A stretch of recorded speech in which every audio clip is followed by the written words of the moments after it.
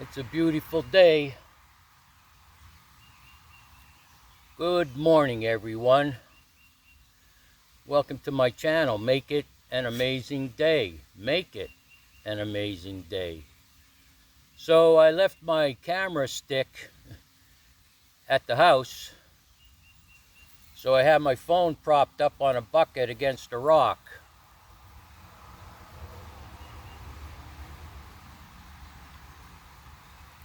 Does dependence on the divine lead to independence of the spirit?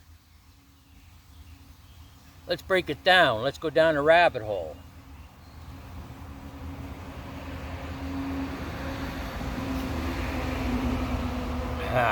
Coffee. Today I'm wearing a orthocord device for back pain. Yesterday I was down here and spent 4 hours hand polishing the van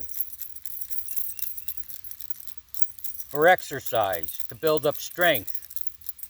And I felt it last night. I couldn't fall asleep. Anyway, there's a lot to unpack here. So let me repeat this statement.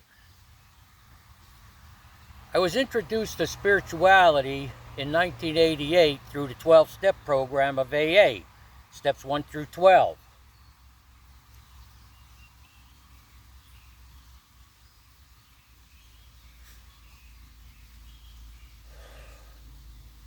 The purpose of those steps is described in the beginning of the big book by the first 100 men and women who recovered from alcoholism.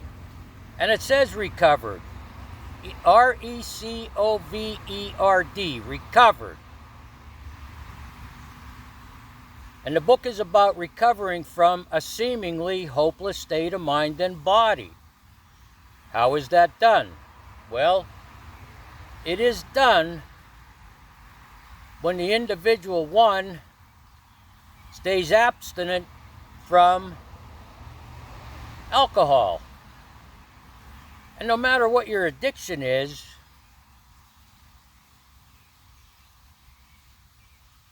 the first step into this journey is abstinence. Abstinence from alcohol, abstinence from drugs, abstinence from cigarettes, which I'm weak, abstinence from gambling, abstinence from binge eating, unless you have a verified disorder, abstinence from porn addiction, abstinence from playing video games all day, abstinence from watching TV all day, especially the news. Abstinence. Stay away from it.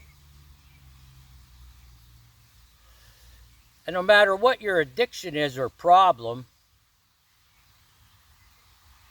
you need to be aware of people, places, and things that might trigger you, might suck you back in. But getting back to these steps that produce what is called a spiritual awakening, which is also described as a psychic change.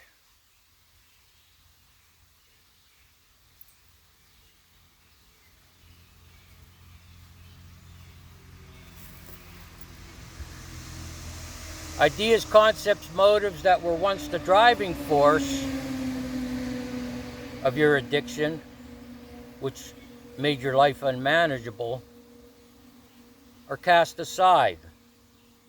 This is what happens when you have a spiritual awakening and you adopt new methods, ideas, and concepts. You have a profound personality change. A profound personality change as a result of those steps. Well, Johan, you might say that's for alcoholics. And no, it's not.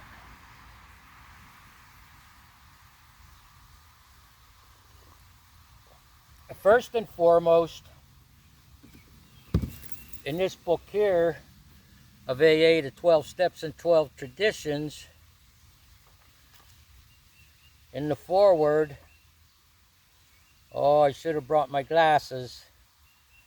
The basic principles of AA as they are known today were borrowed mainly from the fields of religion and medicine, though some ideas upon which success finally depended were the result of the behavior and needs of the AA fellowship. So these principles, these 12 steps, were borrowed from religions and medicine, and not just religion, spiritual paths, spiritual ways.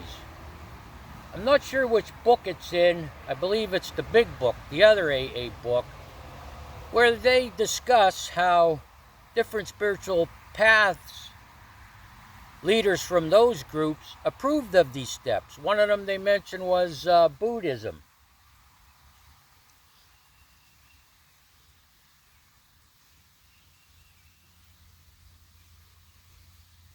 And it goes on to say spiritual principles are codified into each step. They're in there.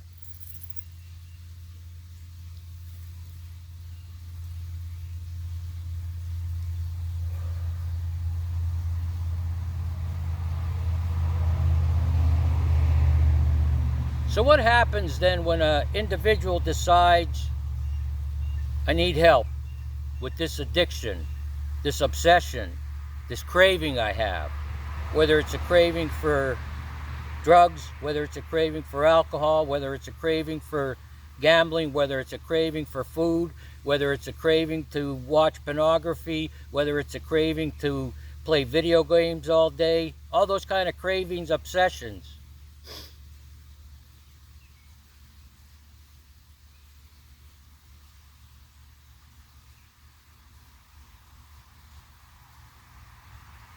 Now, if you're not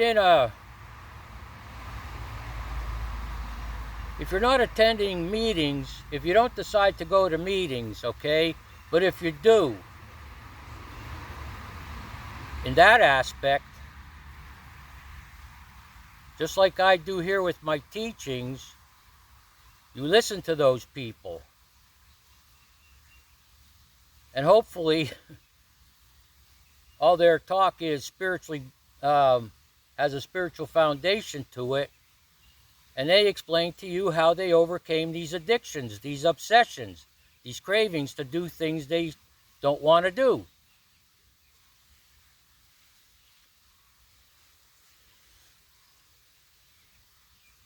You feel a sense of relief then. One, here's other people that have the same problem as me. And two, here are people that found a way out. Or as it's described in one of the books, they found the answer to the riddle. The answer to the riddle.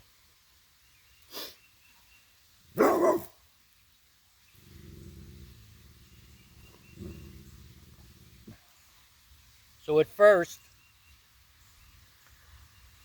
you depend on these people. At first you rely on them. Nothing wrong with that.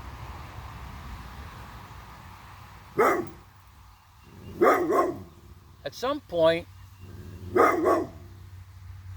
in those programs, at some point in those programs, you get what is called a sponsor, which is like a spiritual advisor.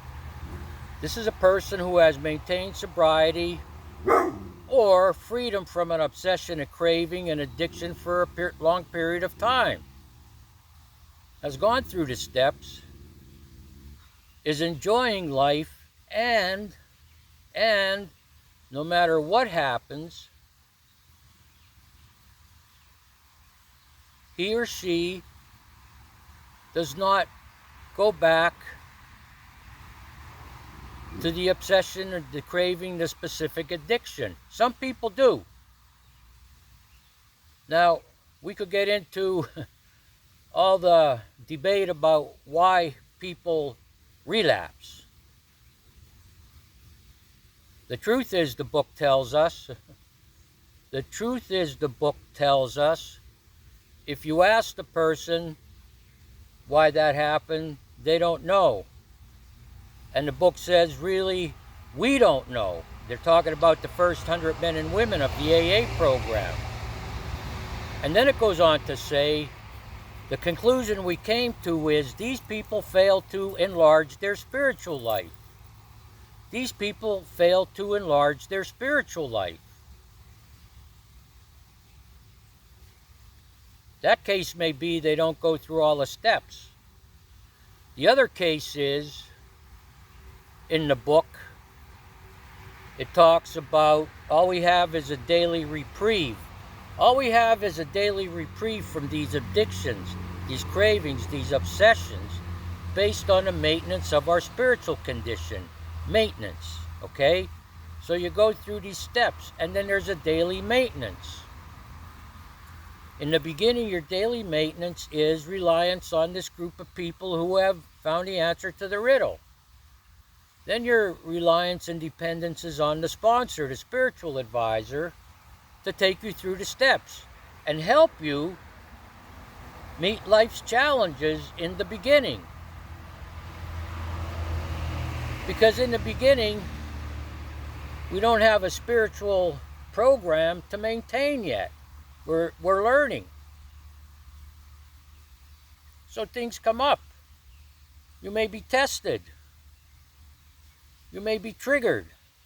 This is why you call the sponsor, the spiritual advisor. Hey, this is going on, and he's going to tell you or she's going to tell you what to do to not relapse. And in most cases, the advice you get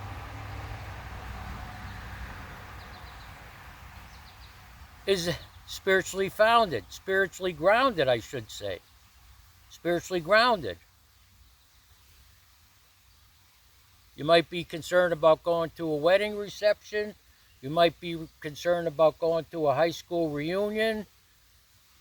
Chances are you're going to be told, don't go. You're not spiritually grounded yet. Or in good space, as they say. All these little things.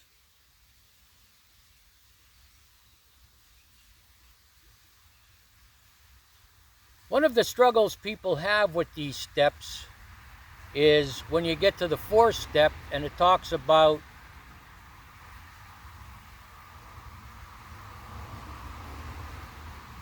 resentments.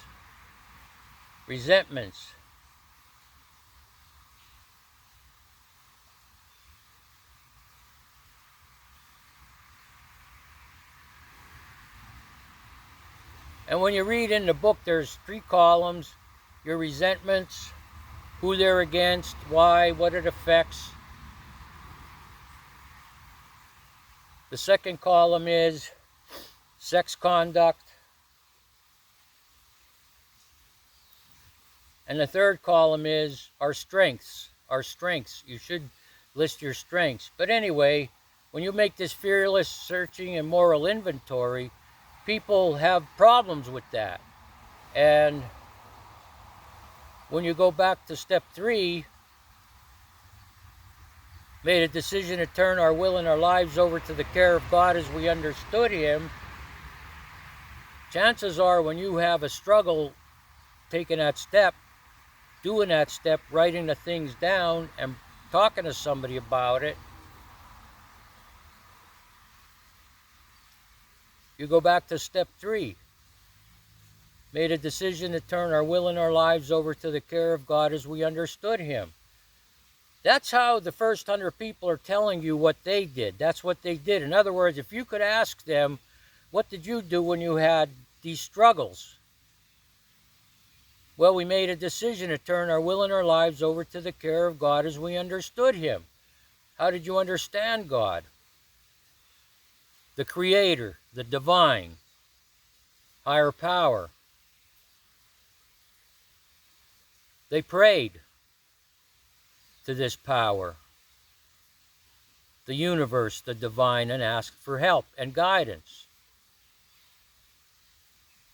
What stopped me from doing the 4th step immediately, that fearless and searching moral inventory, was I wasn't afraid to write it down. I was afraid to present it to somebody, which is step 5. And my sponsor, my spiritual advisor at the time, said, well, ask God to remove that fear. And it worked. Okay? What also worked prior to that was, in the beginning, I still had this obsession to drink, kind of like a craving. And my sponsor at the time said, why don't you ask God to remove that obsession, that craving? And I did, and it worked.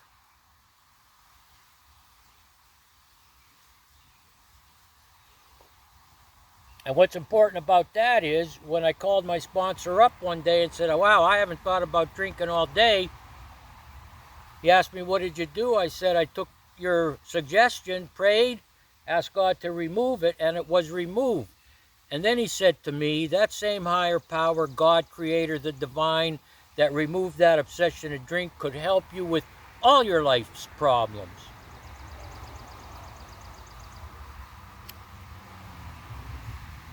And to get to the root of all my life's problems, my troubles, how and why my life was unmanageable, is the purpose of those steps. To have it written down in front of me, to look at my character, my personality, and how, as just as important, I put myself in positions that had bad consequences, that led to me being hurt, frustrated, disappointed, and annoyed. And one important fact I learned from doing those steps was that, like me, other people are spiritually sick, okay? Like me, other people are spiritually sick.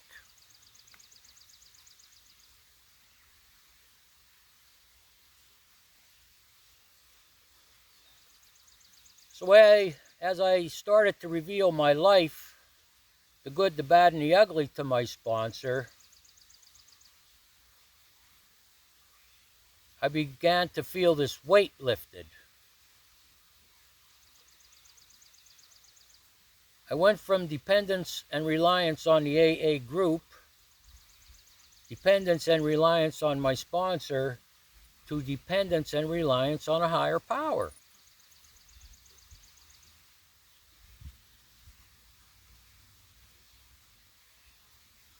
Methods, ideas, and concepts that were suggested to me by my sponsor, which were methods, ideas, and concepts developed by the first 100 people that recovered from a seemingly hopeless state of mind and body, works. It worked for me.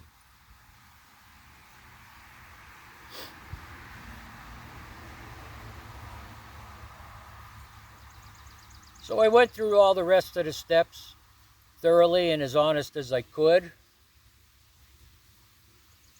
And I began to have a different attitude and outlook on life. I began to react to life's problems in a different way. I was no longer into self-pity. I didn't have the victim mentality. I wasn't quick to blame other people. And as I mentioned before, I would sit in meditation and review these occurrences that disturb me, these situations, these experiences. Look at them, and then say to myself, what could I have done differently to avoid those consequences, to avoid those disturbances? And through that, I intuitively began to react to life's ups and downs in a spiritual way. Cool, calm, collective. Or, if you've ever read the Serenity Prayer, that was a big part in the beginning for me to address problems, obstacles, the ups and downs. Read the Serenity Prayer.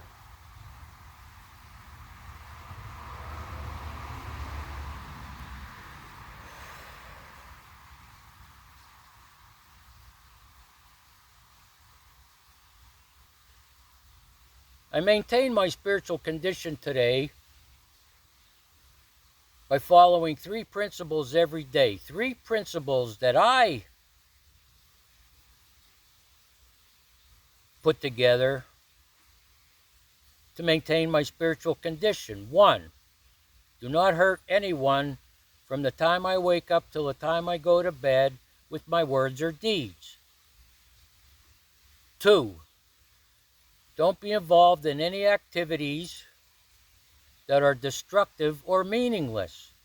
All those things I mentioned: gambling, pornography, binge eating, drinking, drugs. I never played video games, but throw video games in there, watching TV all day, going to places that I used to go to that I have no reason to go to now. Things like that. Hey.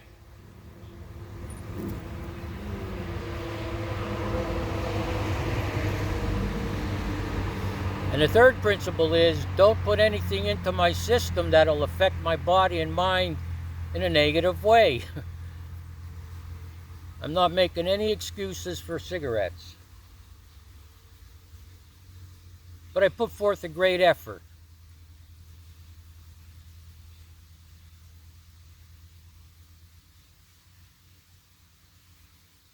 So I follow those 3 principles every day. And I totally understand that if I don't follow them, there's consequences.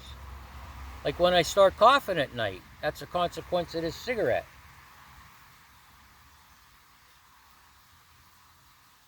What are the consequences of destructive activities or meaningless activities? You answer that question. What are the consequences of drinking, smoking cigarettes, using dope, gambling, binge eating, watching video games all day, watching TV all day? There's consequences to that. I've discussed it in other videos previously.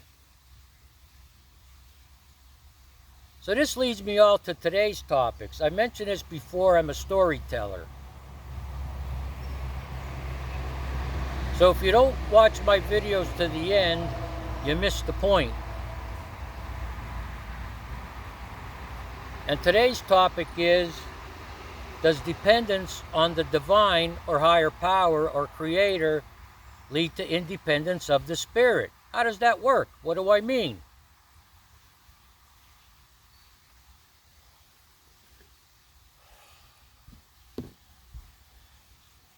Let me look up 3 words for you from my 1951 Thorndike Barnhart Dictionary. Now, if you're not aware, definitions of words change with the times. Let's just put it that way. Religious influences, government, social influences change the definitions of words.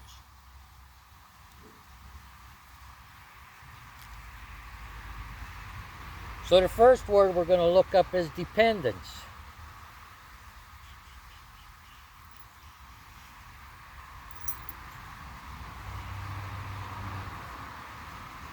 Reliance on another for support or help. Dependence.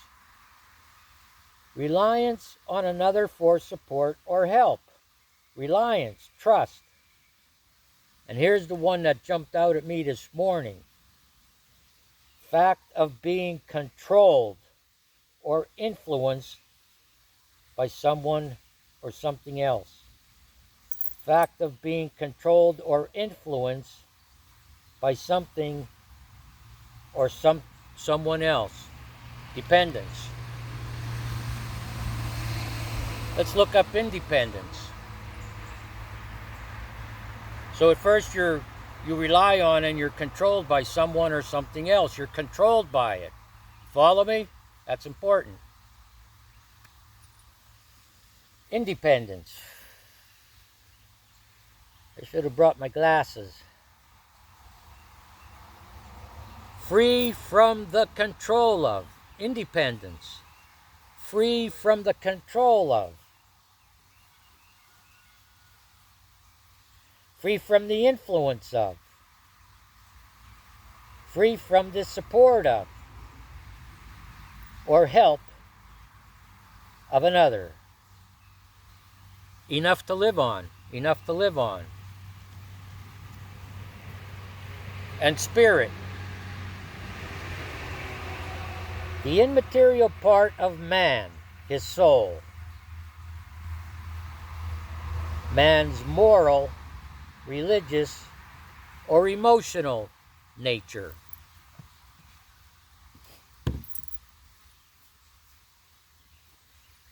In this book, The 12 Steps and 12 Traditions, we read this in step 3. That's the one where you make a decision to turn your will and your life over to the care of God as you understand Him. Remember what I said? I understood in the beginning that praying to this entity relieved my obsession to drink, and then my sponsor, spiritual advisor, said that same higher power that helped remove that obsession could help with any other life's problems.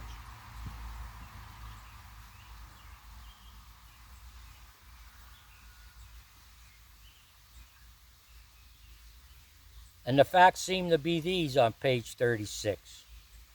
And the facts seem to be these.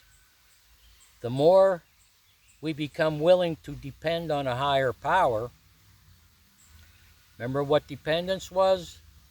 Under the influence of, under the control of. The more we become willing to depend on a higher power, the more independent we actually are. Remember what independence said? Free from the influence or control of. Therefore, dependence, as AA practices it, is really a means of getting true independence of the spirit. Remember what spirit was? Let's read spirit again.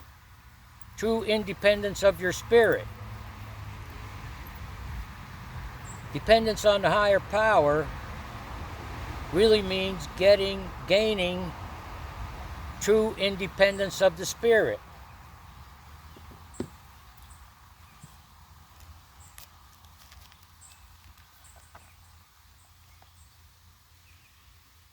The immaterial part of man's soul, man's moral, religious, or emotional nature, our spirit.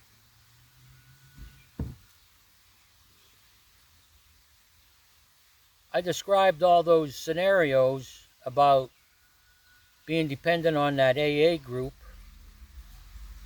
and you could also relate that to being dependent on a church group. I described how I became then dependent and relied on my sponsor, my spiritual advisor. You could relate that to being dependent on, relying on a preacher or a pastor.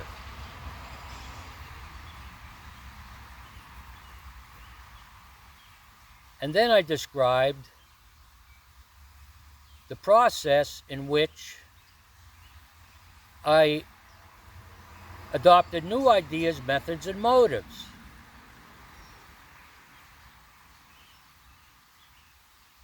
And those for me were those three spiritual principles I mentioned. Not to harm anyone with my words or deeds all day.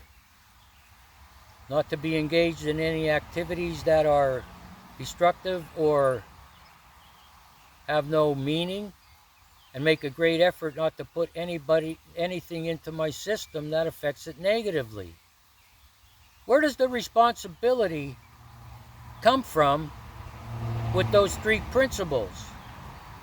Any group? 12-step or a church group? No. A sponsor? No. A pastor? No.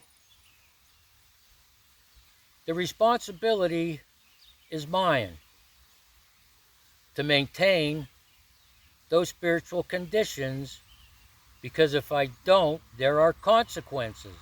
It's on me. Okay? To thine own self be true.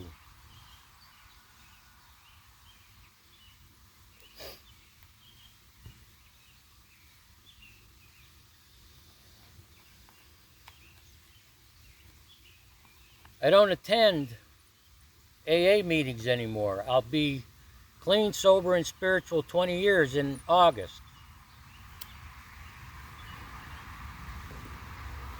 I don't attend church services anymore. Why? Why don't I do those meetings? Why don't I attend church services? Now, this may ruffle your feathers. I'm just telling you my experience, my strength, and my hope. Here's what I found. Here's what I discovered. Here is the answer to my riddle. That I went from being dependent, relied on, under the control of people, places, things, to independence of my spirit, my emotional and moral condition.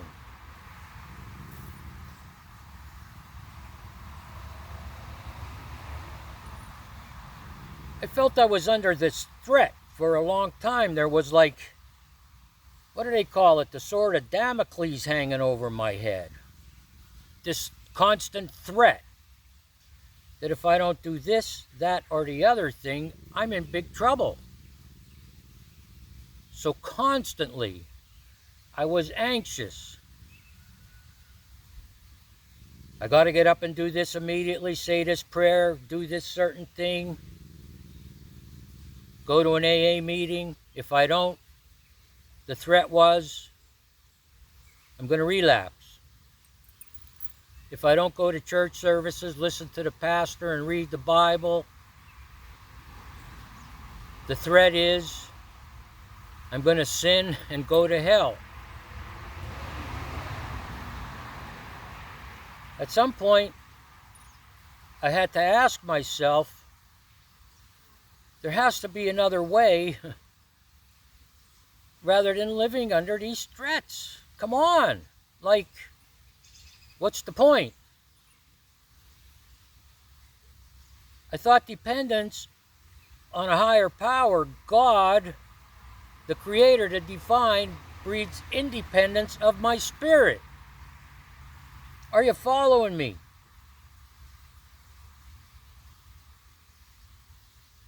If I'm independent, in other words, I take responsibility for my own actions, I am no longer under the control of a person, place, or thing. If I'm independent of the spirit, my emotions, my moral character, I am not under the control of, I am not relying on a group of people, sponsor, advisor, pastor, or even an entity. John, are you saying now you don't believe in God? You don't rely on God? No, I'm not.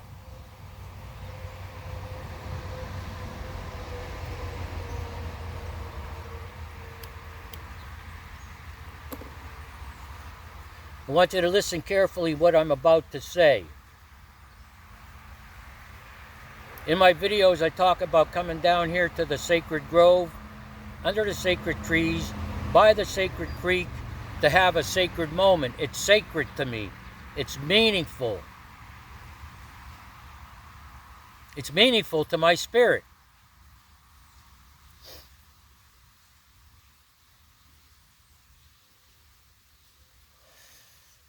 Number 2, I concluded that I'm going to live by those 3 principles every day. And if I don't live by them, there's going to be consequences. I can say that now because I've been walking a spiritual path for decades. I went through those 12 steps thoroughly and honestly. I've relied on and was under the control of people, places, and things in the beginning because I didn't know how to live a spiritual life, so I needed advice. I needed guidance. I needed help to get through the ups and downs of daily life, to improve my spiritual condition. And so I understand that living by those three principles every day is a must. And it's not that hard. And if something happens during the day, I know how to make it right. I could look and say, okay, did I hurt someone with my words or deeds? Oh, then I go over it. And if I need to make amends, I make amends. But most important, I look at it again, as I mentioned in a previous video, and see what I could have done differently to prevent having that situation happen again.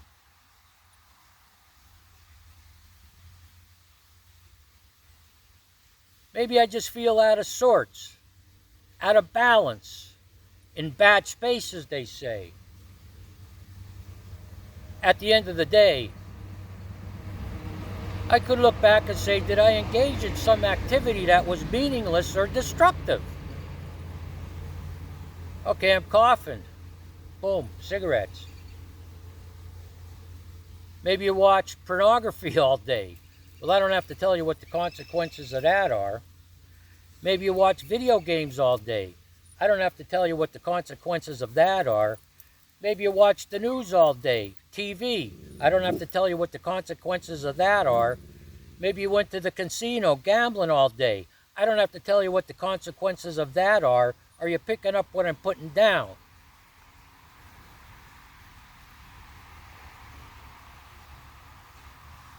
And then finally, not to put anything into my system that affects my body and my mind in a negative way. I fall short here.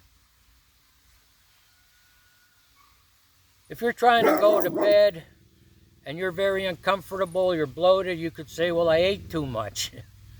I ate a lot. I didn't want to eat those things, and I did anyway. I told myself I shouldn't eat those things. Those are the consequences. Now your gut is full, you're trying to go to sleep and you can't. Maybe your wife, your girlfriend, your husband, or your boyfriend is mad at you in the evening. Why is that? I spent the whole day playing video games. I went gambling. Are you following me? How this works?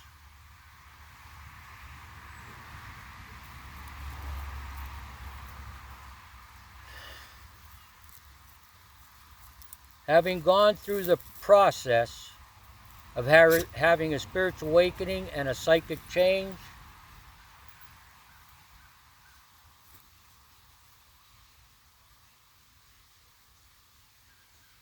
I've merged, M-E-R-G-E-D. I've merged with the divine,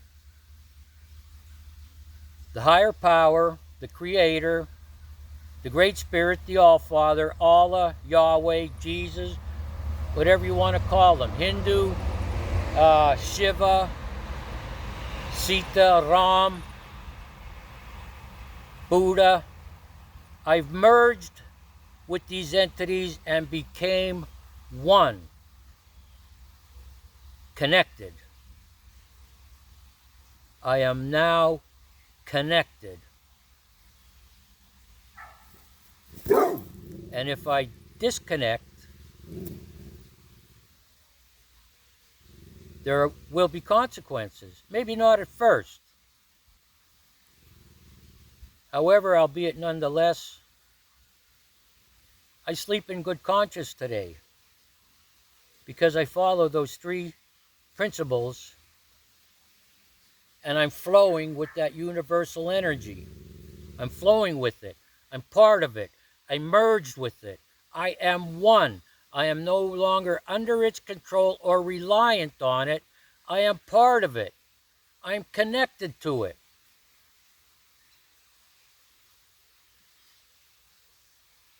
Make it an amazing day. Make it. It's your choice. It's your decision what kind of day you're going to have. And not just that, make it an amazing life.